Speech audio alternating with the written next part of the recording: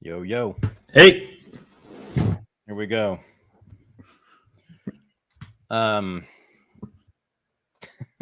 So there've been a couple complaints that we haven't talked about black people enough in recent I've been wanting, dude. Well, yeah, I've been wanting to not talk about race ever since the Israeli conflict began. Mm-hmm. Because the Palestinians are the new blacks. This is exactly why the anti-woke people are pro-Israel. It is. I'm starting to become pro Sean King right now. What's he up to? Oh, he's just on the Palestinian side. He's just like, is he? Good. He's just like everybody else, you know. He's like, oh, this guy understands the conflict. This guy. No. Yeah, I know. It's weird bedfellows these days. Yeah, the black radicals all get it. Mm-hmm. Mark Lamont Hill, I think I mentioned this a few weeks ago. He's like, actually, I would say, of all the pro-Palestinian experts, probably top 10 at this point. He's written, I think, an entire book on it, and he's really sharp. I've watched him several times recently. He's very, very sharp. He had that amazing interview with David Friedman, who was Trump's ambassador to Israel. Did you see that? Yes. Whew.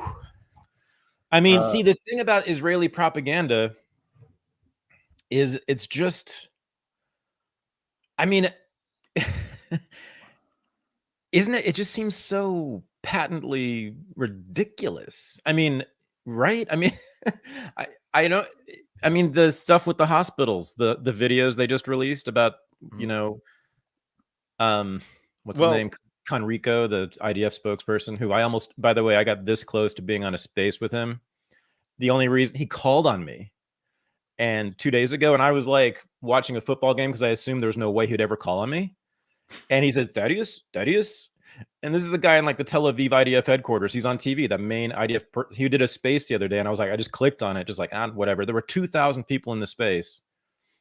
And I was like, no chance. And I was like, there's no chance they call me because they'll check my feed and they'll see I'm the enemy. But sure enough, which tells you something, maybe there's some level of disorganization in the IDF. This is the spokesperson's office. This is the chief PR flack for the Israeli government. And he was like calling on me. And the only reason I didn't get it, I just forgot the space thing. You have to click the microphone button or something, whatever. So he like went on to the next person. He was like, Thaddeus. Then I was thinking, like, what would I have said to him? But anyway, so he just did, that guy, Jonathan Conrico, is that his name? Well, he just released this video. He himself went into the underground of the Al-Shifa hospital and produced this whole video. And it's just like, and they've done now 3 or 4 of these videos where they go underneath these hospitals that they just bombed and destroyed and occupied. And they show these videos, which are just like, come on, people. This shit's like SNL skits. Like, it's so obviously fake. It's a joke. I've got the Mark Lamont Hill clip. I'd like to show it because this is an example of a debate between a state official and a journalist. It's not a debate between Ben Shapiro and a college student. Right. It's an actual substantive discussion about what's actually happening. Yep. It's been proven with certainty that the headquarters of Hamas is under the Al-Shifa hospital in Gaza City. Now, you know what happened a couple of days ago? Proven by Hamas had a big hold on. Mark, are you going to let me finish? I can't allow you to. I cannot allow you to say 15 things that are unfactual and not be challenged on them. I'm happy to let you talk, but I'm going to ask clarifying questions. You're going to tell me what's factual? Mark, yes, I spent 5 years of my life studying this, living it. When was the last time you were in Gaza, Mark? When was the last time you were in Gaza? 18 months ago. Okay. How much time did you spend when was the last time you were in Gaza? A few years ago. Okay, so that's believable. It's been proven Hamas headquarters. What independent reference, what source, what investigation has proven that? Who has proven that it's an Al-Shifa hospital since it's been a proven fact? Who proved it? So now we're going to get into this basic, like, Holocaust denying idea that evidence that Israel has shown is not valid. Is that what you're doing? Do you deny that people were raped? Everybody that challenges you is not doing Holocaust denial. You said that it's a Hamas headquarter. I simply asked you. I simply asked you for evidence of it. I said who, and you immediately equated it to Holocaust denial. Israel has presented evidence. Ask the CIA. Ask anybody who studies the CIA, this. Sir. Yeah. You don't trust the government. You don't trust the American government. You don't trust the Israeli government. Who should we trust? Hamas? You want to trust Hamas? Go ahead, trust Hamas. Okay. Oh, okay. Okay. So everyone please take note what bro just said at the end there. And remember who he is specifically. He was Trump's ambassador to Tel Aviv, which became Jerusalem under Trump, just to further stick a hot needle in the eye of the Palestinians. And this is Jared Kushner's boy. That's why he got the job, but he was a Trump guy. He's the one who says, what do you mean? You don't trust the CIA? Anybody who's a real Trumper knows damn well that the entire Russiagate anti-Trump, never Trump operation was initiated and directed and maintained by the CIA. So this whole thing needs multiple levels of unpacking. Do you want to go ahead? I mean, this is a good time to also follow our friend Ben Burgis, Mr. Art of Debate, Mr. Give Them an Argument. Right. Who would watch this clip and maybe show it to a freshman class about debate and say, can you name the 4 logical fallacies? He said, appeal to authority, guilt by association, no actual argument, immediate emotion. What do you call the Holocaust denial? What do you call which fallacy is that? I don't even know. To criticize Israel is to deny the Holocaust. Well, to criticize the or no, worse than that, validity of the Israeli government as a source, or the validity of the CIA as a source. That's what it is. Which is the most violent conflation of Zionism and Judaism I've ever seen in my life. That's. And which is to me the central problem, and that's the theme of Unregistered for the next 3 episodes, by the way, is the conflation of Zionism and Judaism, Israel and Jews as being really the original source of all of this stuff. And there he goes, saying that, taking it to the ultimate iteration of that, that so it now is disbelieving the Israeli government, the Zionist government, is the same as essentially wanting a Jewish Holocaust, being the ultimate anti-Semite. Whew. Just talk to my friend Max Blumenthal, or my friend Aaron Mate, or my friend Norman Finkelstein, or my friend Katie Halper, or my friend Ben Burgis, or all these 100% ultra Jews who are as anti-Zionist as Yasser Arafat was. It's incredible, this continued attempt to conflate the two. But here's the glorious news, man. I find myself possibly for the first time, not the first, since the Iraq War, I find myself, and we talked about this a lot last week, in not just the majority, but globally, the super duper majority. And it's kind of fun. I'm getting a lot of heat every single day on Twitter. I'm getting called an anti-Semite 20 or 30 times a day. The main argument is that I am calling for things like civil rights for Palestinians because I want to kill all the Jews in Israel. This is what's said. But I want to talk about the... the arguments, the Zionist arguments, the pro-Israel arguments these days, it's really something. But to me, the most interesting one, and I think it's the one that it underlies all of the more sophisticated pro-Israel arguments, the smarter pro-Israel people. I've been arguing with many of them recently on the phone, in texts, on Twitter, many very good friends of mine. The underlying all of it is every one of their points relies on this assumption that Palestinians and Arabs generally, but certainly Palestinians, are currently uncivilized, have refused to become civilized, and appear to be innately uncivilized because they just won't change. They just keep blowing shit up. Whenever we offer them civilization, they just blow us up. These people, regardless of what happens historically. Now, I mean, there is one thing about, when I was teaching the course last night, I showed everyone in the course these incredible photos that were discovered just about 10 years ago. And I think they're in the Library of Congress, of Palestine at exactly the moment Zionism was born in the 1890s, right when Theodor Herzl comes up with the idea of establishing a Jewish homeland in Palestine. We have these photos of what Palestine actually looked like. And no, it doesn't look like New York City, but Jerusalem is a city. It's a large city. And this is in the 1890s. And then you see in Jaffa, Gaza, you see like all sorts of trade going on because it was a huge agricultural center.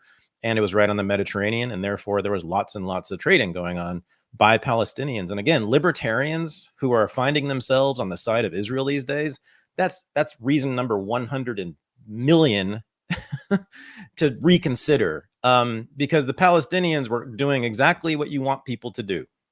They were busy making stuff of value and then selling it, and they built incredible cities like Jerusalem. Everyone agrees. Jerusalem is possibly the most beautiful city on earth. And guess who largely built that? The inhabitants of it for 2,000 years. So, and you can see pictures of it right there. It's really beautiful. Libertarians who are pro-Israel is really another, like, I was watching Yaron Brook talk today, and he's awesome because he really loves that argument. And I've seen all the libertarians, basically the smart right-wing libertarians like Richard Hanania and others, all employ this argument that we need to be pro-Israel for only one reason, that nothing else matters to them, really. That they are civilized, Western, rational, Enlightenment people, and the Palestinian Arabs are not. And therefore, and they don't really, there is no other conditions, historical conditions that matter to them, really. Like, they're going to take the side of whichever side, no matter what it does to achieve its ends, is the Western liberal, democratic, capitalist, free market society. No matter what it does, kill. And what is Yaron Brook's position? He is, by the way, he is the head of the Ayn Rand Institute. He is the major, what is it called? Standard bearer of the Ayn Rand legacy. And objectivism, the philosophy. And objectivism. So Ayn Rand's official position, which he talked about openly, often. This was not like some little side remark in a footnote somewhere. This was his, you can look it up. He gave speeches about this, was that in Iraq, the United States, the whole problem with what the United States did in Iraq, and he considers it an atrocity. You know what the atrocity was to Yaron Brook? That the United States didn't flatten Iraq. I don't know if he actually said nuclear bombs, but he said just the problem with them is they went too soft on Iraq. So guess what my brother thinks about Gaza? By the way, Yaron Brook is Israeli, and his whole top staff seems to be Israeli. I don't know what that's about, Israeli objectivist Randians, but they are an unattractive people intellectually, I must say. I don't mean physically, but so he said the words flatten Gaza, which is what we need to do. But his whole argument, which I admire the creativity of it, intellectually, it's a nice little it's a pretty little construct over there, like Palestinians are savages and Israelis are not. And that's why whatever it takes, and this is really the argument, right? Any means necessary, including genocide. He's calling for actual genocide, and he's done it twice now, at least. God help us what he thought about Vietnamese people. I mean, but he's not like, what I'm saying, he's not some weirdo fringe guy. I think that is the main argument underneath all the sophisticated right-wing anti-Palestinian arguments. the pro-Israel arguments. I see that constantly. There's all these references and comparisons, even to the marches. So the March for Israel, which was yesterday or Tuesday. All I saw on Twitter, it was like, look at this nice little march. They had like a little Shabbat dinner, like the dinner, dining tables laid out, and everybody was so nice and kind and polite and reasonable, as opposed to those pro-Palestinian marches, and they made stuff up. I'm like, what? There was no violence. They thought, where all this violence at these pro-Palestinian marches, everyone's angry and yelling and shit. I'm like, okay, yeah, we're a little angry, but it was basically like portraying the pro-Palestinians or just the Palestinians as uncivilized and Israel as civilized. It's an incredible thing. It's crusader mentality. I mean, it's like it is the ultimate in violent genocidal imperialism is that way of thinking. I mean, it's our obligation to humanity to wipe these people out. That's exactly the argument. It's stunning. The argument explains why they do, nasty things like kill civilians and launch rockets into cities and whatever, right? It's a perfect clock of an ideology about this whole group of people, because it's not just the Palestinians, they really mean all Arabs. So yeah, I mean, I've seen this all over Twitter. The smart right wing. Do you see how you're sounding like Sean King? Say again? Do you see how you're sounding like Sean King? Sean King's not nearly that smart. What I just said. Yeah. Come on now. But no, I mean, is that his arc? Is that what he's been saying? I don't know. I haven't seen. Well, I mean, like the anti-colonial yeah. talk is the line, right? Like the arguments you're making are colonialism is bad. Well, let's do this. Okay, so right. Now, normally, I think Sean King is a goddamn huckster. And I pretty much hate his politics. Mark Lamont Hill, I'm more mixed on, but mostly we disagree. So why do we find ourselves together on this issue? These guys who I think are usually kind of bullshit or very bullshit. So their argument is they don't actually think this, I think, but the whole argument is over there on the post-colonial left is the Enlightenment was bad. They go on, Enlightenment led to slavery, or at least justifications for slavery, which is true. Scientific racism used to justify slavery was totally an Enlightenment project. I get that. Of course, slavery predates the Enlightenment, but they just made and racism, scientific, the real racism, the stuff that was created in the 18th and 19th centuries, totally Enlightenment product. There's a very good argument for this. There are many arguments for this, but they also do what they don't do, which is what I do, which is to say, yeah, totally, man. I hate scientific racism, and it is totally an Enlightenment project. But I also love bridges and tunnels and automobiles and computers and the internet and Zoom and being able to talk to my friend who lives in Indiana. So, which is also all Enlightenment products. The Enlightenment also produced imperialism, modern imperialism, the modern form of it. I know there are empires predating the Enlightenment. But what happened was, this is precisely the point, everybody, is that the Enlightenment turned out to be actually largely an evangelical movement too, oddly, since it purported to be a secular movement. Because all of a sudden in the 17th, 18th, and 19th, and even 20th centuries, and even 21st centuries, you have all these goddamn nation states emerging, saying, oh, we're modern, we're enlightened, we believe in rationality and science, and not all these superstitions. But lo and behold, there's these other countries all over the world who are not like us. They're back in the Middle Ages. They're from the Dark Ages. And we, like Netanyahu said, we need to bring them into the light by killing half their population, occupying them, colonizing them.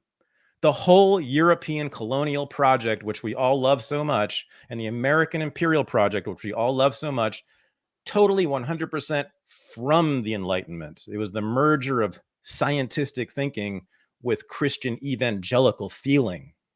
And you see it in every European and American imperialist for the last 400 years. So that's why, people who are anarchistically minded, who are truly libertarian, have no business fucking with Israel. Like, this is not cool.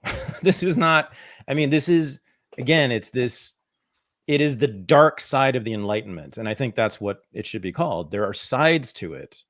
There are miraculous, incredible sides that I'm grateful for almost every minute of every day. The technology that we get from it, on just that alone, right? But there's a dark side. Or maybe it's just people who didn't get quite over their Christianity when they embraced the Enlightenment, right? And I think especially, oh boy, that's a good one. I think that actually explains a lot, because Reform Judaism, and then especially Zionism, super Enlightenment language, very similar. We're going to bring, they said, this is where Netanyahu got it from. This is old Zionist language. We're going to bring light to the dark Middle East, is what they were saying all the time. And they meant that. They meant like reason, enlightenment, rational thinking, all that stuff. But they had to do it by force, because these savage Arabs would not accept it.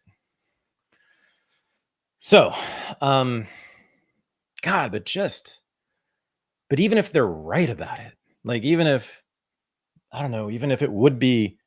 we should compel Arabs to accept Enlightenment ways of thinking and modern ways of thinking, like the idea that we have to bomb a hospital to do that, like, that's where my blood runs cold. And I haven't felt that feeling in a long time. I have looked at several people, including many in my life, but a lot of people just on Twitter, like in the political world, who I respected, basically didn't always agree, but basically respected them. And I'm looking at them now and I'm thinking, wow, you would pull the trigger in a nuclear war, wouldn't you? You would be the one to have that job. Well, yeah, I see that fundamental cold-bloodedness in some people now, which is really stunning. Okay. So in that argument, you're talking about religion and religious thinking as old and backwards and something we need to move past. Nice. Well, no, I meant that's Enlightenment thinking. That's not me. That's the Enlightenment thinkers, which includes everybody, all the way up to the present. But your criticism of the Enlightenment is that they never fully abandoned their Christianity. Yeah. Well, I mean, the imperialists who have done the nasty stuff, like go to other continents and enslave people and bring them back, and people who have invaded countries to enlighten them, which is basically every imperialist conquest has been justified as that, every single one of them. I mean, it looks to me, and you can, if you read these people, and I have a lot of them, you can see they're like, they talk in Christian terms, right? But then they're like, but we're going to, but we're doing this to, again, enlighten, to educate the savages, to lift them up from their primitive superstitions into the world of rationality, and, where we make decisions collectively and rationally and not spontaneously. That's still, I'm not. Yeah. Well, what I'm getting at is I'm on the side of old time religion here. Okay. Yeah. What I'm getting at is there's the intellectual dark web, and there's intellectuals who we would have sided with for the last 5-10 years, perhaps, against wokeness, who made their bones coming out of the new atheist movement. Exactly, dude. Yeah. Exactly.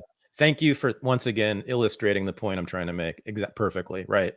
I forgot that key connection here. Yeah, the new atheism is just a great illustration of what I'm talking about. The new atheists read their argument. This is all of those guys. Sam Harris, my great friend, Gad Saad, one of the most brilliant intellectuals of his generation. He deserves many awards. The guy's so stupid. I can't. I just, like, my jaw goes slack. Him and Michael Shermer, I just, like, watch them, and I just cannot believe that they think they should be in front of a microphone. But The argument has been by the new atheist for, what is it now, 20 years, 30 years, Hitchens and all those guys. Enlightenment thinking, the scientific method, is just simply totally, completely superior in every single way to religion and religious thinking. For anything, for, deciding how to solve political issues, social problems, to, how to build a bridge. It's just, you want to go with science and what they call reason and rationality over anything that would be in the Bible, the Quran, or anything religious, right? Mm-hmm. But so they make that argument. Okay, that's fine. That was my dad. He was an atheist. That was his argument. I heard this since literally I was 2. I have a separate critique of that we can talk about. I'm not an atheist, but because it's its own religion, it's its own like absolute truth claim. But anyway, and the next thing you know, right after they say this, okay, gotcha, Enlightenment better, okay, superior. The very next, what do they say right after that? We have to go to Iraq. We have to go to Iraq right now. And Afghanistan. Oh, and Palestine too. And we've got to teach those people. And if they refuse to be taught, we're going to have to kill quite a few of them. Mm-hmm. Isn't it weird how those things just one flowed right from the other? So the new atheists then is what I'm saying is, ironically, and this is true of all these Enlightenment imperialists I've been talking about, they claim to be secular. They build whole arguments and worldviews that look secular or even atheist. But gee whiz, they sure look like the Crusaders. Their moral structure is straight out of the Gospel of Matthew, the origins of evangelical Christianity. Go out and convert all nations, Jesus said to his disciples. Well, you have to understand that Islam is a mind virus. It's not a religion, it's a mind virus. And we need to eradicate the mind virus, because I'm an intellectual. No, I'm a doctor. I'm a doctor, bro. I'm a neuroscientist. I'm a neuroscientist. That's my favorite thing about Sam Harris. His whole career as a public intellectual began with his PhD thesis at UCLA, which was about how brain scans could see tendencies toward religious thinking.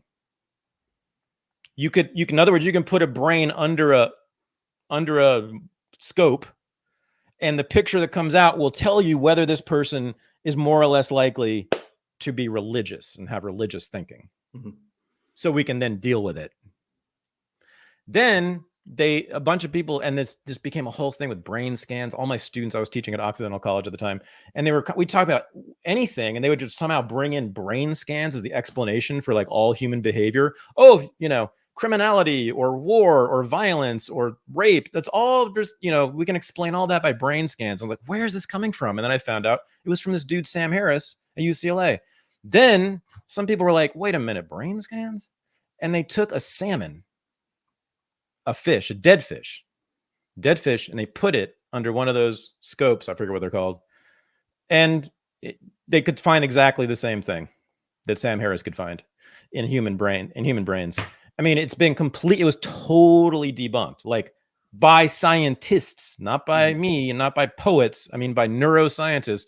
Look it up, everybody. It's amazing. And you may have noticed for the last 10 years since then, people stopped talking about brain scans. It was I don't know if you remember, it was a huge fad then, like in 2012 around there. Oh my God, I couldn't. Anyway, so that's classic Enlightenment thinking. Yeah, but I'm suggesting that Christian morality and I think even the Christian personality, they didn't get rid of. I think that's absolutely Sam Harris's thing. It's all those guys. They want to go out and convert all nations to science. Convert all nations to liberal democracy. Convert all nations to, all the things they like. And they will spend an awful lot of time critiquing specifically 2 out of the 3 Abrahamic religions, and never touch the 3rd Abrahamic religion. Oh, right. Yeah. Wait. Oh, Judaism? Yeah. Right. They won't. Well, They will be fully in support of a religious theocracy ethno-state that they criticize happening in the West. They criticize that happening in the Muslim world, and they are completely uncritical of a religious theocratic ethno-state. you believe in a Jewish conspiracy, don't you, Weimer? It's a German name, isn't it? It is. What are you trying to say about Sam Harris? Huh? What are you trying to say? And Bill Maher. Do you condemn Hamas? Did you see that? And Gad Saad. Did you see that Piers Morgan interview with Jeremy Corbyn, where he just, for a solid 2 minutes, he just yells over. He'll say, "Is Hamas a terrorist organization?" And Jeremy would say, like, "Yeah, well, is Hamas a terrorist organization?" And he would just do this over. Anyway. Say Christ is Lord. Say Christ is Lord. Allahu Akbar, motherfucker. Yeah. All right. Let's talk about Dugan. Okay. Speaking of religious war. I want to keep talking about race. Same thing. Turns out. Jews are both. It's awesome. They get a twofer in Israel. It's the hilarious part of the law. And I can be a citizen of Israel because the law, at least I think is interpreted by the courts, is if you have one Jewish grandparent, you can be a citizen, which means that I can go like tomorrow, become a full citizen of the state of Israel, and I can then like live in a house that was vacated by force by people who live in Gaza currently. There are people who live in Gaza right now who were forced out of their homes in Israel in 1948, and I could go live in their house right now, and they can't. That sums it all up. That's really all you need to know. But because so the Zionists in Israel define it as both a race and a religion, because you can convert. You too can become an Israeli if you convert and convince a rabbi that it's real. So, what about race, though? I was going to say, so I think we should be a little reticent to make bed with the Black Lives Matter people who have been wildly pro-Palestinian. The March for Israel happened in D.C. There was almost 300,000 people there. And the only Black person in attendance was Van Jones. And, people who I like on the foreign policy side were making the point, look at all these white people. That's a bad thing. And I can see how this is a tribal conflict, and we shouldn't make our bed with anti-white racists. Yeah. I mean, they are racist, technically speaking. I think that their discourse is racist. Sure. Like fundamentally, I think it's racist. But there's different levels of racism. There's racisms that are dangerous, harmful, imminently, and then there's those racisms that are less so.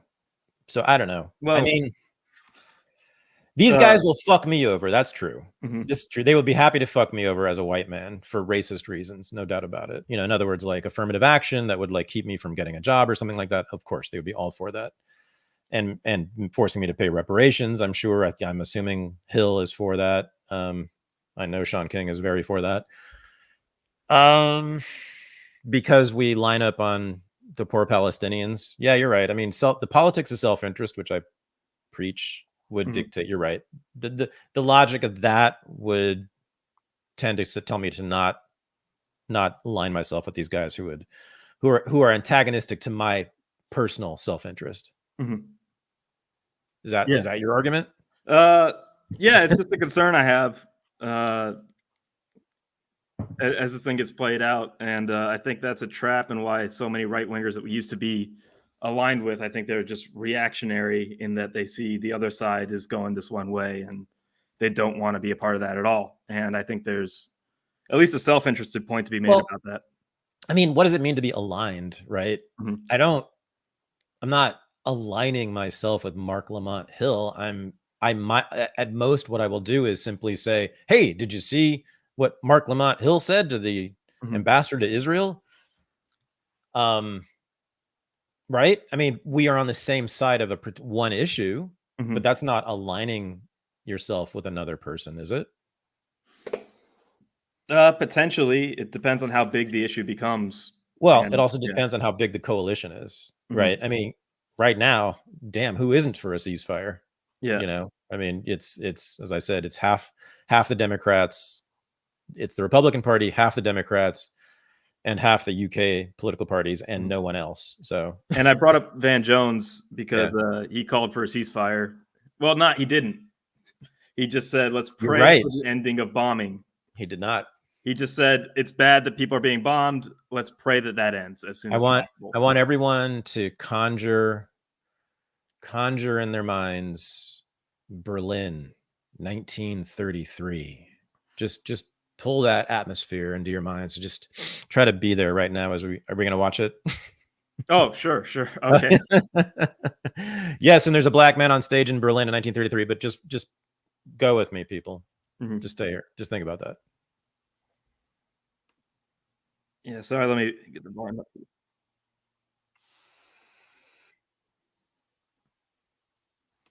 Let me get some volume. Sorry. This is not. There we go. Van Jones, March for DC, March for Israel in DC, 300,000 people. What I do feel powerful is to maybe do something about what's happening here. Let's take a stand here against anti-Jewish bigotry. Let's take a stand against Muslims. Let's take a stand here against hatred. Let's take a stand here against hatred of all kinds. I don't want any Jewish mother to be afraid here to drop her baby off. What I do feel powerful is to make. There's chance of no ceasefire in the background. He's just making a basic appeal for let's be civil, no hatred at all. No way, you missed the key part. I think he said no. I think what set them off was that he said something about he hopes that no other Palestinian children get hurt. Yeah. Right. Well, yeah, he prays for an ending of the bombing in Gaza. No more. But he says no. He says Palestinian. He expresses concern for Palestinian children getting killed, and that's when they start chanting, "No ceasefire! No ceasefire! No ceasefire!" And yeah, I mean,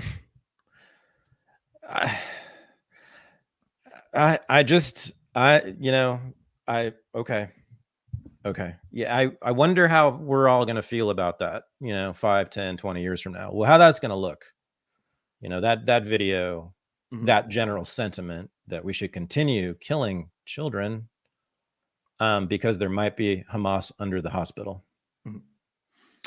Wow. So Dugan, let's talk Dugan. Sorry. Before I get maudlin. Yeah. So Alexander has come out with a few big statements. He wrote a piece, I guess it's an article. Oh, it's more like from him. It's more like a proclamation or something. Yeah, I know. It has like an old school letter tacked on the wall somewhere.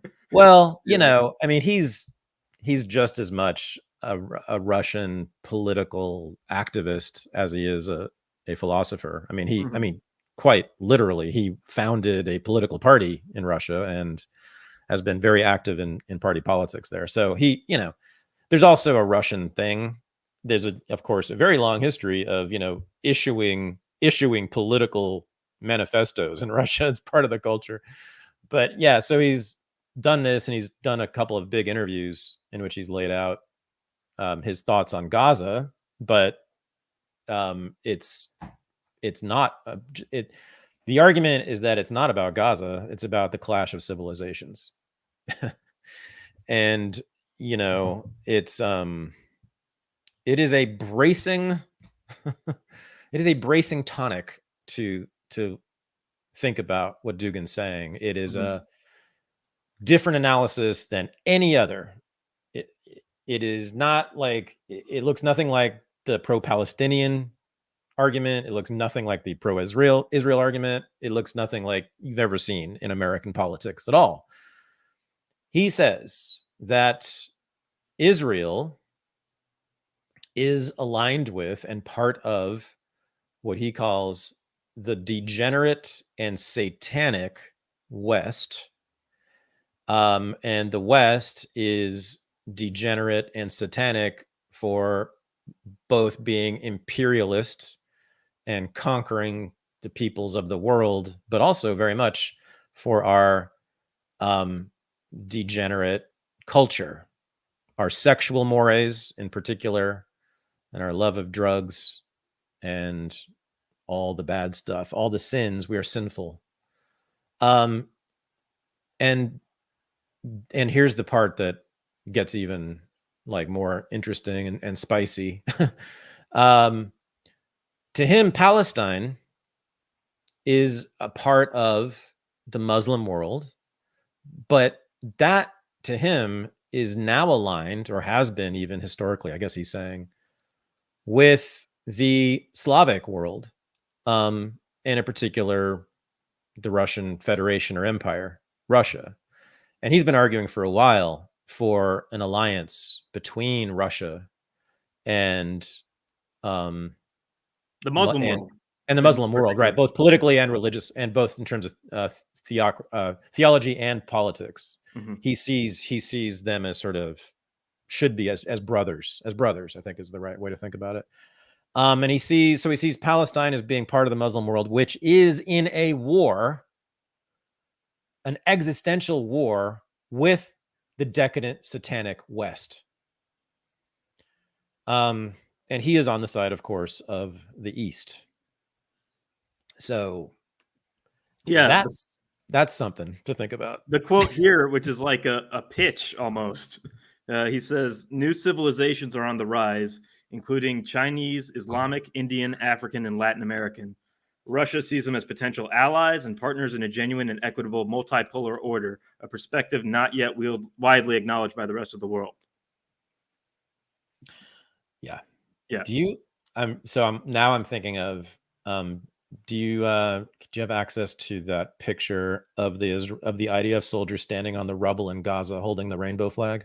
Oh my God. I can get that eventually. Yeah. Yes. So I think of Alexander Dugan when I see that flag, and I think of that flag when I hear Alexander Dugan. Mm-hmm. Right? I mean, that's it. That basically proves everything he's talking about. And yeah. that is, I mean, that IDF soldier couldn't have picked a more perfect illustration of Alexander Dugan's critique. Oh my gosh. Here it is directly from Israel's Twitter page directly. Yoav Atzmoni, who is a member of the LGBTQ community, wanted to send a message to the people of Gaza living under Hamas brutality. Raise the first pride flag. Click on the tweet. Yeah, first pride flag in Gaza as a call for peace and freedom. There's your home destroyed, and here's our pride flag. Standing on top of rubble. Mm-hmm. Conquest. That's 21st century conquest right there. That's what it looks like. 21st century European and American conquest and imperialism looks like that. Now we can build a gay club there. That is something else. That, right? I mean, That's it right there. Decadent sexuality. I mean, again, I'm not with him on this. I love the gays, and I love sodomy and all of that. I mean, very much love it. But there's no reason. And I was also to go conquer and kill other people in order to allow them to be gay. Is that? Mm-hmm. Well, there's gay people living there, and they don't have any gay clubs there. And so they need to be liberated so they can party. And let's be fair. It is true. They can't. It's illegal in Gaza to be gay. The Muslim world largely does make it. I mean, entirely makes it illegal, and unfortunately also enforces it quite often, the law. So it's true. Mm-hmm. It is true. And I've seen evidence of significant number of gay people in Gaza who suffer tremendously, and I am 1,000,000,000% on their side. and fuck Sharia law, but that's my taste. Mhm. That's my taste, you know. He mentioned China in that group of potential alliances, and I think this might be the week that we officially endorse Gavin Newsom for president. How are the streets in San Francisco? Are they clean now that Z has visited? And that was pretty eerie. I mean, it really was a what was that show called? The Man in the High Castle. It was really Phil K. Dick. It was a serious. I'm sure most people have seen the video of she being the motorcade going through San Francisco. Mm-hmm. I mean, right, that was a Man in the High Castle moment right there. That was spooky. Hearing the Chinese anthem being played in the streets, and with that, wow, with all the flags, the Chinese Communist Party flags.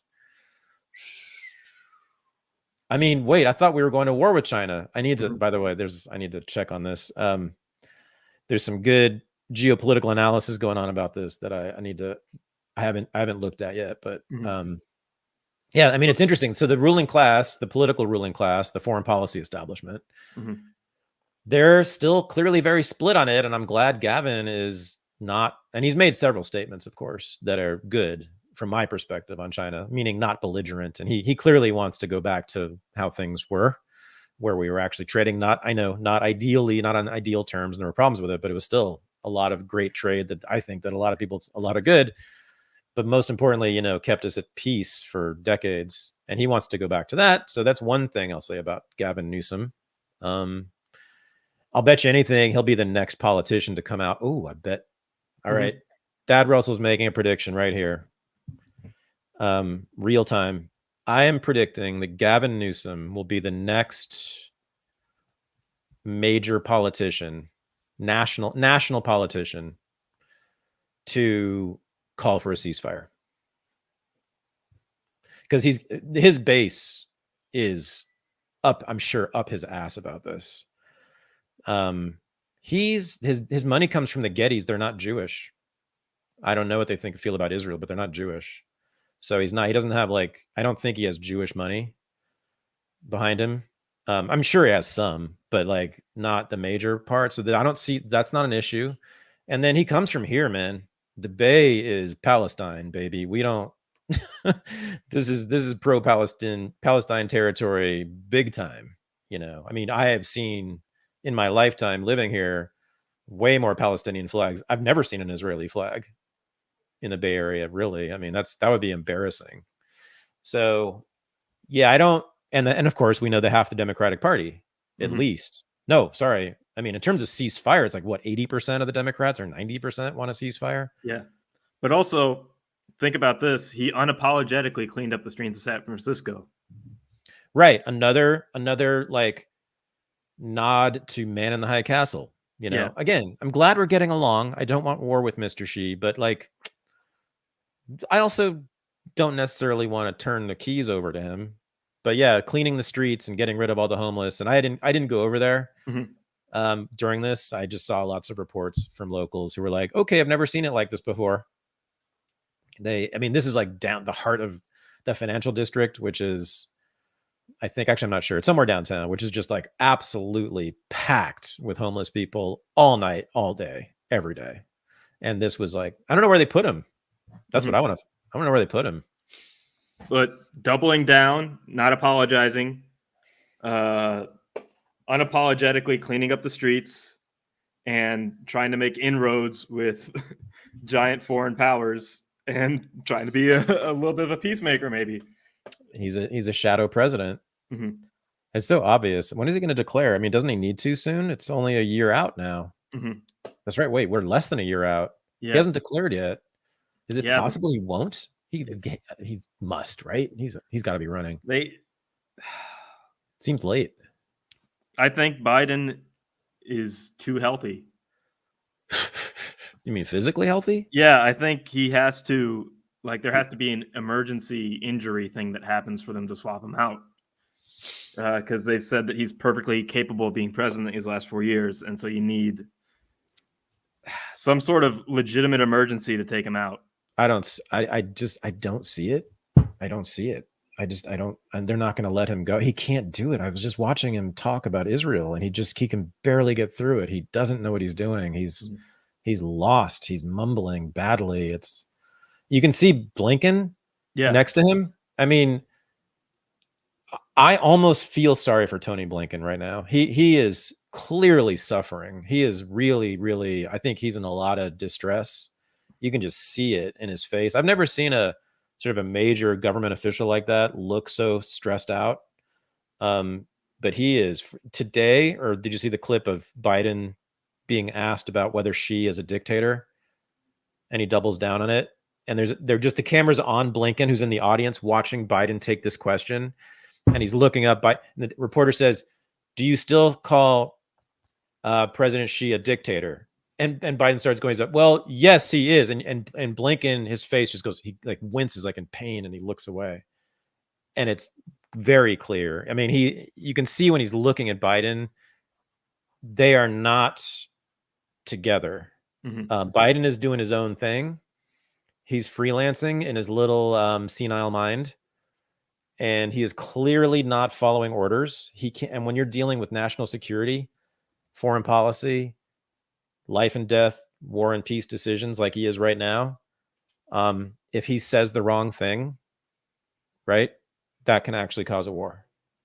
Or it could at the very least precipitate a war. It can create conditions that move us very close to war. If he says something belligerent about Xi or Putin or anybody, that simply pushes us very far toward, because it's going to freak them out since we're the superpower with all the nuclear missiles everywhere. So it's truly actually dangerous. And there was a big article, a scholarly article in one of the big foreign policy journals, I forget which one, just not long ago, making the case that it's a national security risk to have an elderly president. And it's just on practical terms. This is not even really a political question. I mean, just of course it is. And we've seen Biden many times go off script when he's talking about like other countries. And that's just dangerous because he can say something extremely provocative. And I don't know if they're going to allow that, because the CIA, I'm not saying they're controlling everything, but I think they did a lot in terms of determining recent elections and recent political circumstances. The CIA wants somebody under control up there. You know, they don't want Trump because he's sort of against their whole project. That's why they had to kick him out of the paint. But Biden is with their project, but he's not competent. Gavin's their boy. I just got to think. I've been saying this for many months now. I think the establishment's going to get behind him, and I don't know. Biden, you really think Biden can do it? I just think physically, how's he going to do 4 more years of being That's president? what we were saying 4 years ago. What is it, like embalming fluid? Mm-hmm. What's in there? On the shifting international order, Erdogan came out and called Israel a terrorist state. Oh shit! Today? This was the 15th, so yesterday. Yesterday? Ooh, I did not see that. Yeah, he also talked about Israel having a nuclear arsenal, demanded that Israel declare their nuclear arsenal, and he also said, "Israel, your days are over." What? What do you mean? What's the exact quote there? Okay. Hey, Israel, you have a nuclear bomb and you are threatening with this. We know this. Your end is nigh. Anyway, whether you have a nuclear weapon or not, you're on your way out. That's the quote. How is this not all over? I didn't see this. How did I miss this? I mean, he said it in Turkey, so it's not like he went out and said it somewhere else, but it was. So John Bolton, for the last like 3 or 4 years, his main job has been running a think tank in Washington that is devoted entirely to convincing Congress to go to war with Turkey. So Bolton was right, apparently. Mm-hmm. Turkey is a threat to his little project of running the world. We know about Erdogan. He's a homophobic dictator. Oh, well, you'll be hearing lots about his LGBT policies shortly. Mm-hmm. Holy smokes. Wow. He really said it like that? That's a that's a direct quote. That's a direct quote. They're a member of NATO, everybody. Wow. So, okay. Israel has always been isolated. Always. At least in 67, it's been isolated. All the UN votes have always been like 120 to 10 or 160 to 4. I mean, it's just basically it's been in almost every vote about Israel. It's been the US, Israel, and like 4 or 5 of tiny little US allies voting. Even like NATO, the European countries always vote against Israel. People don't realize this. Like even the UK, France, all those have and Germany, they've consistently voted against Israel. They've denounced Israel as governments many, many, many times for many of their crimes. So it's always been isolated. It's never been this isolated. And the real difference is social media and Gazan people having smartphones. You know, it's the internet. They're fucked. They cannot, and the propaganda is looking more and more ridiculous and juvenile, and just so cynical. We should talk about the TikTok story and Bin Laden trending on TikTok since we advertise it so heavily, especially. Right. I mean, I haven't done a deep dive in this. I saw the one video that was like a reel of several people on TikTok, young people on TikTok, talking about how they had just discovered Osama bin Laden's letter to America, and it had changed their life, and they saw everything differently. They didn't get into specifics, so I don't know exactly which parts of it turned them on, although I can guess. But yeah, cool. Here we go. This is the video you're talking about. Yeah. To America, explaining why he attacked Americans.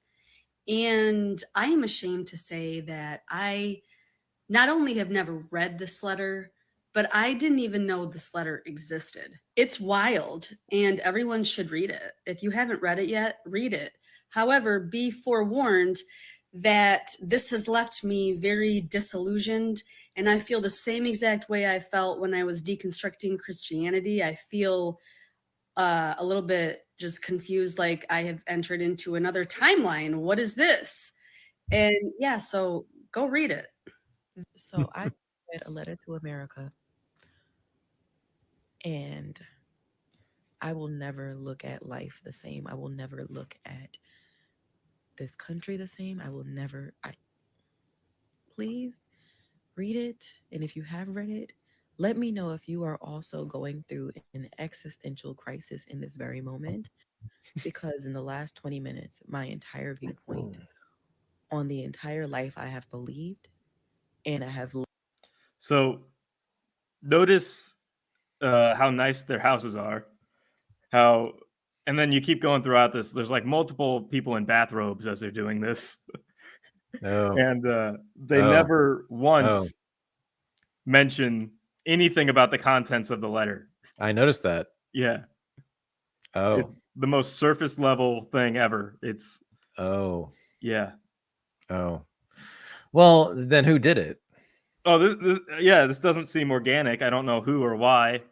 I have a harebrained conspiracy theory that is very lazy, but do you know the letter they're talking about? Yeah. The 2011 letter to America that was discovered amongst Osama bin Laden's things by the CIA when they killed him.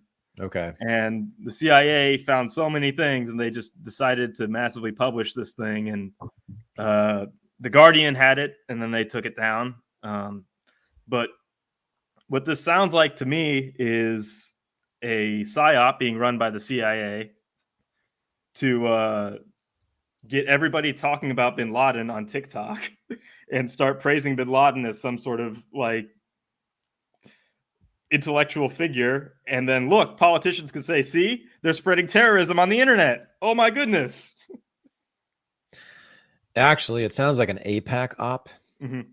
It's a perfect AIPAC op. The Israeli lobby. I bet you the timing is perfect for them. Makes all the sense in the world, because now they just have more in their arsenal to talk about. And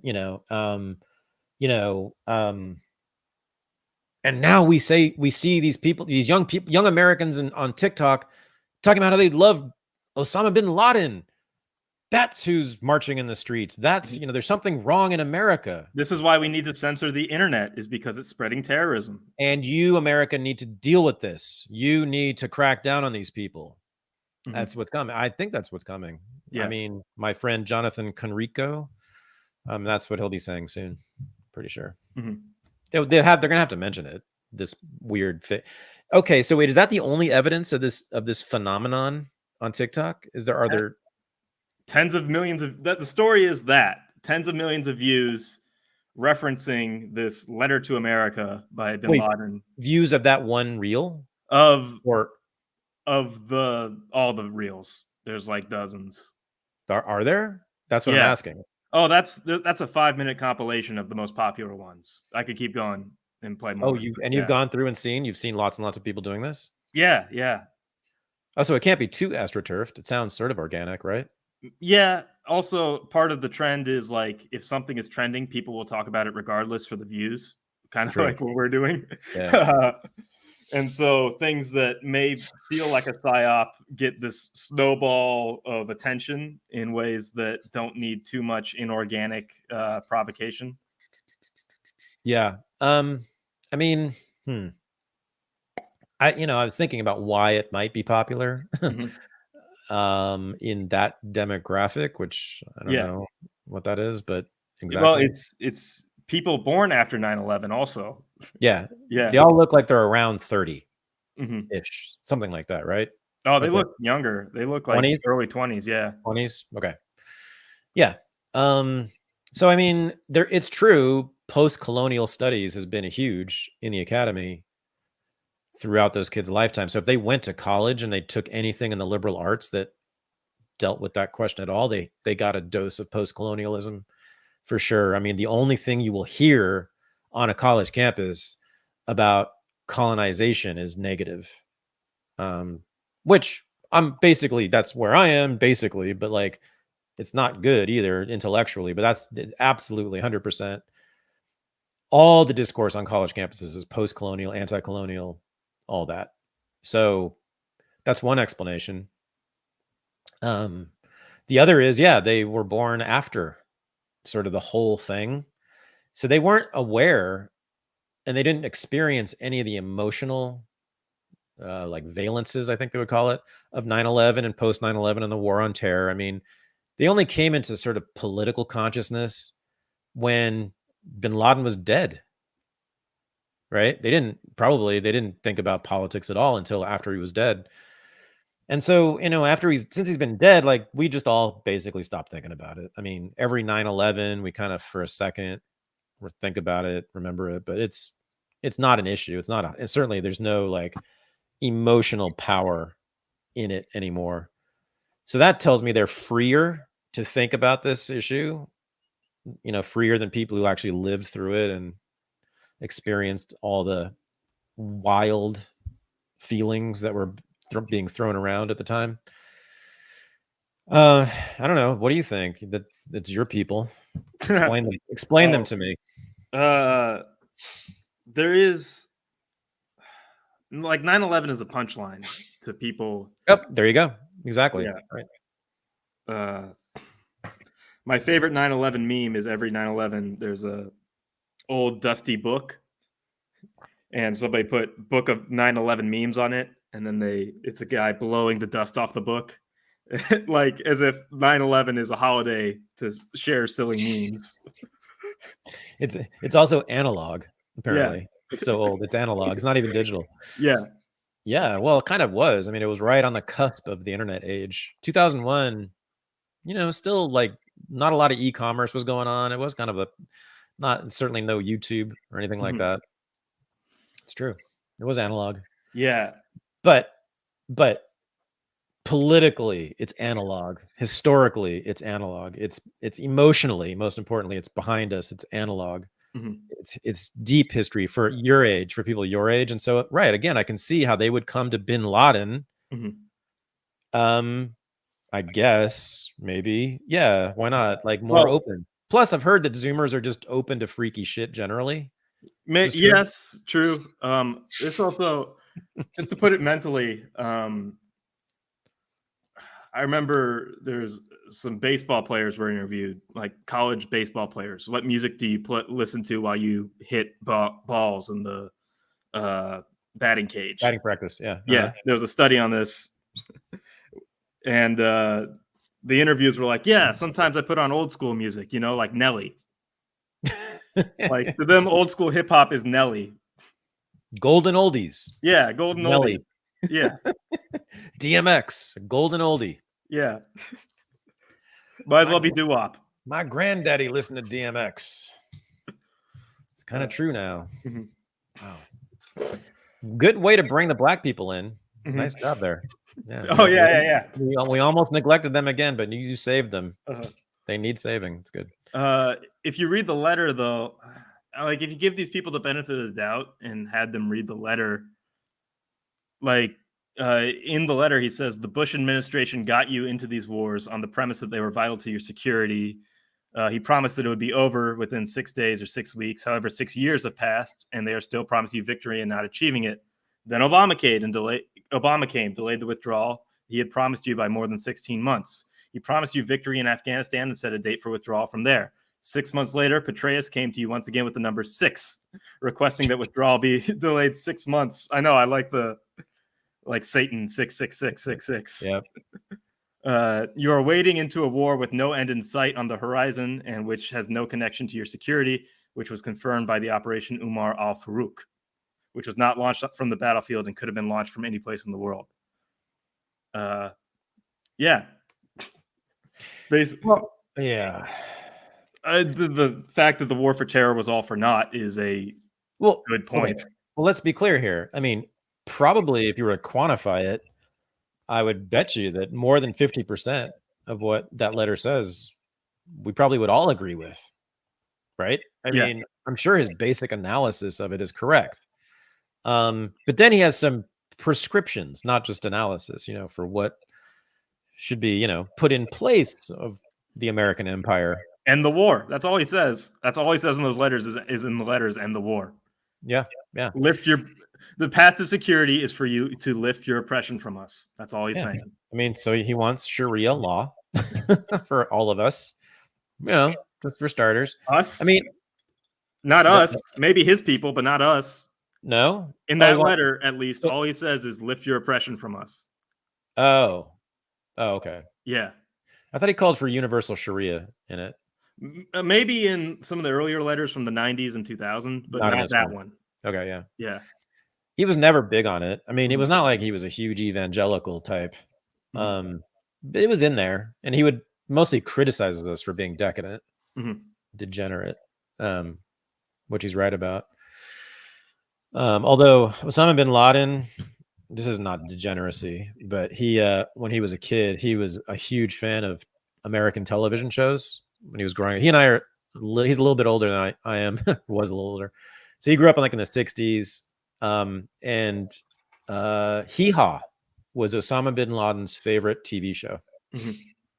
He was a big fan of Western culture, and all the founders of Al Qaeda were big fans of Western culture and movies, Hollywood, music. They went to the strip club the day before 9/11, and there was a lot of porn found at Osama bin Laden's bunker. Yep. So I mean, hey man, the Quran is by far the sexiest of all the three major religious texts, for sure. They actually talk about sex, and positively in the Quran. It's a thing. It's a much more sensual religion than Christianity and Judaism. What else, man? Let's take it out. Let's take it out strong. Well, did we cover everything? I feel like pretty much, yeah. I've got Ron Paul in the 2008. There's something else. I feel like there's something else. Oh no, yeah, we didn't talk about Candace and Shapiro and the right wing split over this. Yeah, and I'm hearing an echo. And okay, yeah, you asked me about this earlier. Like, who are the people who have been with us on every major issue? Like, that list is declining. So if you have the litmus test of just the three issues, COVID, Ukraine, and Israel, who have been on our side for all three of them, the people I can think of are clowns. And how about this? Do this one. Mhm. Same side on these issues. COVID, Mhm. Ukraine, Israel, January 6th. That's a small little Venn diagram category, Mhm. right? Yeah. J6 meaning you're like, you defend the MAGA movement, the Trumpers. At least the political prisoners. Of course, yeah. Yeah. But in general, I mean, in general, the whole framing of MAGA, I think, has been grotesque. The weaponization of the State Department against them also. Of course. Well, Yeah, just framing Trump and them for all these things that they're completely innocent of. But yeah. But to be there and then on Ukraine, but then pro-Palestine and anti-vax, anti-mask, anti-lockdown, but keep going. I'm all for drag queen story hour. How about that one? If you're on that side of that issue. Well, yeah. I think we should have more drag queen story hour, especially these days, now that we have all these like anti-groomers who are so concerned about children, right? Mhm. Saying we shouldn't have a ceasefire. The people who are so concerned about children, hearing stories told by drag queens, they're calling for the bombing of children. That's what's going on. The anti-groomer brigade have lost all credibility, as far as I'm concerned, in their concern for the well-being of children. Mhm. Every damn one of them, libs of TikTok, Haya, rock chick, she's all for killing children. She wants it to continue. Sure, all those guys who are screaming at us for 2 years about all the groomers out there oppressing children, now will do everything they can to make sure Israel will bomb more children. Yeah. Unreal. So the Ron Paul side is like there with us, except culturally on the grooming thing, but true. Yeah. That's true. Yeah, that's true. The Ron Paul libertarians are, I guess they would be there on all of them. Yeah, that's true. Right. Well, I always said that if I were a congressman, I would vote exactly like Ron Paul. My voting record would be exactly like Ron Paul, just that he and I totally differ on cultural issues, but not on the law. Yeah. We agree on what the law should be, but not on whether certain things are immoral. Right. But like sex in general, Yeah. like drugs, like all the fun stuff. Gays. He hates gays. Yeah. You know about that, right? Well, I Yes. mean, in his defense, Sacha Baron Cohen tried to sexually assault him. No, Sacha Baron Cohen is a piece of shit. No, I mean, no, not that. And that was horrific. And I'm completely on the side of Ron Paul. And Ron Paul has every right. I don't care. I mean, I care, but I mean, it's not. I don't think he's evil for hating gays. No, there's much evidence that not just him, but his whole crowd is super homophobic.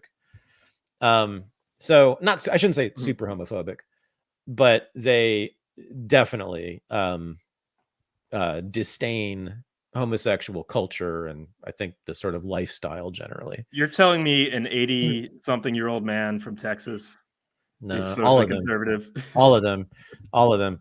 And they're racist too. I mean, they are. Ask Camille Foster. He went to the Mises Institute week seminar or whatever, week-long seminar. And he said he found in the library there like a whole bunch of like ancient like 19th century racist tomes and all sorts that were like required reading or something like that. I don't know. He was convinced, and Camille is like the last person to think that people are racist. So I think it's true, but I've heard lots of evidence. But yeah, anyway, who cares though? Like that's fine. I will, as long if we agree on the law. Yeah. Then we agree on politics, basically, because the law is about forcing people. It's about power, If you and your little private mind think I'm evil, I don't give a shit. So the people on foreign policy who have been good, who are also kind of good on COVID. They might have been a little late to it, but they've been good on COVID, at least in the last 2 years. The dissident left, the Glenn Greenwald types. My boys. Yeah. That's who I've been hanging out with a lot lately. Here's another one.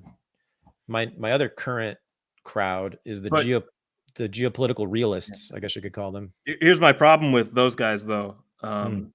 This, besides being culturally left, I think Jeff Schellenberger wrote a piece about how all the arguments being made in favor on either side of this issue have to do with lives, and it's kind of like a Ta-Nehisi Coates thing, where like the centering of lives as the primary thing of importance. What does that mean? Like if it saves one life, it's like a utilitarian argument about saving the least number of lives, and how a number of lives is always being brought up in arguments on this. What's wrong with that? Well, I think it's utilitarian. Oh, Yeah, and it can also be used to emotionally manipulate people, and like okay. it can fill into like a technocratic Elizabeth Warren thing, where like if it saves one life, we should get rid of guns. If it saves one life, we should That's interesting. adopt wider policies that are scientifically proven to be great. But also the other appeal to authority that they have is that they constantly appeal to the authority of international law. And I think libertarians need to ask themselves some serious questions of, should there be an international law governing body that has supreme power that can tell Israel to stop it? I know. I mean, I do that too, but it's the problem is the United States dominates and is the only nation state with real determinative power. So my point in invoking that is that the rest of the world disagrees with us. Right? That's all. When I say the UN vote was 120 to 16 or whatever it was, it's not to say that the UN or the Hague or the Geneva Convention treaties are some, hallowed, sacred body of truth. No, just that those are laws that were determined by multitudes of nations, and much of the world's population agreed on them, which shows us in many ways that Israel and the United States are all alone. That's all. I mean, I get the point. It's not a bad point, and we shouldn't be. There are some people, sure, who are like pro-Palestine, who do. That's what they do. They make the international law argument, and their whole campaign is to change international law, and that's what matters the most. And yeah, I agree with that. Or enforce the existing ones. Yeah, I agree with that. Yeah, international law, can be used for all sorts. It has been used for all sorts of purposes, but no, it's just. But it's more to me important as I said, a representation of basically global popular opinion. It's imperfect, but it's pretty good. I mean, it's pretty clear that the vast majority of the world is anti-Zionist, and has been since 1948. And the international law is one piece of evidence for that, but it's a pretty big piece. The governments of all the countries of the earth basically have agreed on this. So that's how I use it. I need to read Jeff's piece. The compact has been imperfect on foreign policy lately, and they ran an article today on Israel that makes no sense. It was an article about those of us. It's about us and people like us who were took the positions we did on Ukraine and Israel. So it's saying, but it makes no sense. It's saying we were those of us who called who are opposed to arming Ukraine. We're very cold and rational in our analysis because, of course, talking about Russian atrocities or civilian deaths by Ukrainians didn't work for our argument, I guess is what he's saying. So we had a very cool, rational approach, which he agrees with. He thinks we were right about Ukraine. But then he's saying that we're being very emotional about Gaza by showing all these pictures of dead children, etc. I mean, he's right in his description of how we did handle those two conflicts and two issues. But I think there's a lot of reasons for that are not just about intellectual dishonesty. In fact, I don't think they're intellectually dishonest at all. I mean, the main reason that I think I and so many people feel so strongly about this and feel so urgently, and that's the thing, urgently about it, is precisely because of the quality and the character of the atrocities, that it's children, that it's ongoing, that it's a mass atrocity, and most importantly, that they're trapped. So this is like, this is worse than Iraq. in many ways, because those people could leave, and in fact did leave, and they could also sort of move around a very large country.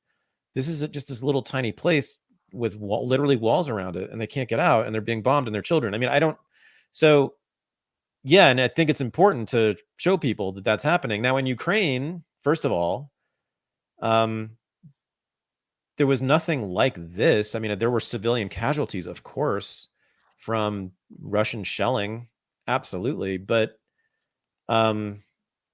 which I guess maybe, but it was not like, I mean, as far as I know, it was always clearly incidental and collateral. It was not bombing an entire building that has mostly civilians in it, and might have military in it. Might. That's the thing. Most of the bombing was, well, there might be Hamas there. There might be Hamas in Al-Shifa. Now there isn't, but might. That's not the Russians never went after a residential area deliberately that I'm aware of. They might have hit some accidentally, but I'm not aware of them deliberately targeting a residential area. That's just definitionally war crime, violation of Geneva Convention. So, the argument makes no sense to me, but it makes some sense to me. I just think it's unfair. For example, when people call out Hillary Clinton for her hypocrisy on the Ukraine war, where she would cite Russia has bombed a hospital, and so that means that they are completely beyond international rules. Right. And to call her out on that hypocrisy is to appeal to her larger point that there should be international rules that give us the justification to choose who are the good guys and bad guys. Right. That is sort of a geopolitical anarchist argument or position to take, right? I get it. No, there's a lot of value in that argument. I'm just saying again, I guess I'm suggesting a way to treat international law that I think doesn't have that problem, which is just to use it as like a tribune or representation of popular opinion globally, not as, again, something that's sacred. Yeah. And then I guess since we're talking about this, I kind of want to harken back to Steve Bannon and how he got something done. He got Trump elected, at least, which is an accomplishment with how he handled Breitbart, in that he would basically let anybody on Breitbart.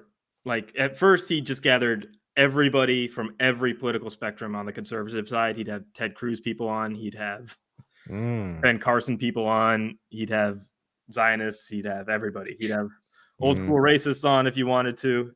And then he like laser focused on Trump. If you're on Trump's side, I don't care what you say about anything else. As long as you're with me on Trump, you can find a home at Breitbart.com. And like, there's practicality to that approach in that, like, there's a free speech thing where, like, I don't have to endorse everything everybody says, but if we're going to get something accomplished on this, we have to amplify everything and build as big of a tent as possible. Yeah. I mean, Bannon was like a master practitioner of the politics of coalition. And again, I don't know what he's been doing lately. I stopped sort of following about a year ago, but yeah, I was watching him really closely for a few years there during the election and early COVID. And that's one of the things you see right away when you watch War Room. I mean, like Naomi Wolf is a regular on that show, and she's like an old leftist feminist who used to write books about how pornography is bad and how women are sexualized and objectified, and how climate change is going to kill us. And she's a lifelong Democrat, basically semi-socialist, I believe pro-Palestinian, Bay Area hippie chick. And she's on his show all the time because she aligns with him on COVID and Fauci, etc. Yeah, he has all sorts of people on. I mean, he's had a lot of lefties on and liberals, and he has a black person on every damn day. He's very, very, and tons of Mexicans, and he's very conscious about that. And yeah, the thing is, we'll see. I guess they are. I was about to say I'm losing interest in MAGA, but I guess I shouldn't, because they're about to be president again. I don't know. Uh-huh. Yeah, I'm right now, of course. Go ahead. Oh yeah. Well, on that tip, yeah, I think if it's going to be Trump against Biden, Trump's going to win. But the establishment wants it to be Gavin against Nikki Haley. Oh my God. And so I think that's just impossible to pull off popularly and like legally. So yeah, I agree. I think it's going to be Trump. She's like, what is she like? Is she a brown female John McCain? I would vote for Gavin Newsom before I'd vote for her. That's her vibe, right? Mm-hmm. She's about just going hard. Just kill them all. Kill them all. She's genocidal. I mean, she's something else. Well, she also and then the free speech thing. Mm-hmm. What did she say? What should be banned? Oh well, everybody online needs to be doxxed. Well, not doxxed, but just you need to use your actual name whenever you're posting anything online. Cool. No anonymity. Right. No anonymity. Right. And that needs to be a law. That's the point. It needs to be a federal law, she's saying, right? I mean, that's why, wow. And she was the South Carolina governor who took down the Confederate flag and allowed the statue of Robert E. Lee to be taken down. Notice that Nikki Haley and Vivek Ramaswamy have made the most genocidal comments about Gaza.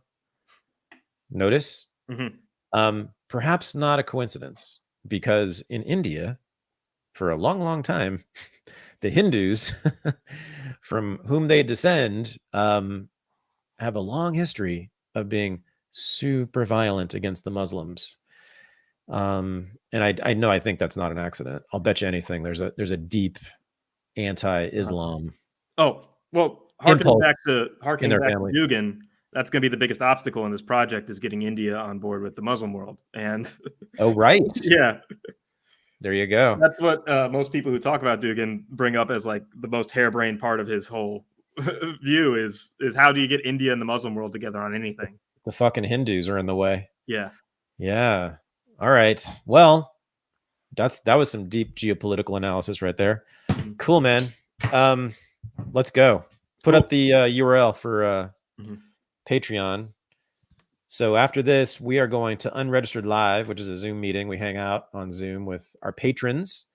And if you'd like to join us, just join us on Patreon. Go to patreon.com/unregistered and join at any level. And you can hang out in the Zoom room after this at Unregistered Live every Thursday night. Michael Weimer. Yeah, man. This has been good. Thank you. Yeah. Oh, Free Palestine. Yeah. I wanted to say when I said people who have been with us on everything are clowns, I was referring to Andrew Tate. Because if you think about it, that litmus test of COVID, Ukraine, and Israel, he's passed with flying colors. Oh, shit. Yeah. Oh, wow. I got to think about that. And yeah, I'm sure J6, he's good too. I'm sure. Wow. So I'm basically a merger of Ron Paul and Andrew Tate. Yeah. That's what you're trying to say. Yeah. All right. You know, I mean, Andrew Tate, also, he's not a Puritan like Ron Paul. So, okay, I'll take it. He has a good time when he's not in prison. Thank you for that. Thanks. Yeah. All right, man. I'll see you there. Other people from that corner of the internet. Yeah. Totally. Yeah. Peace. All right, man. See ya. Peace.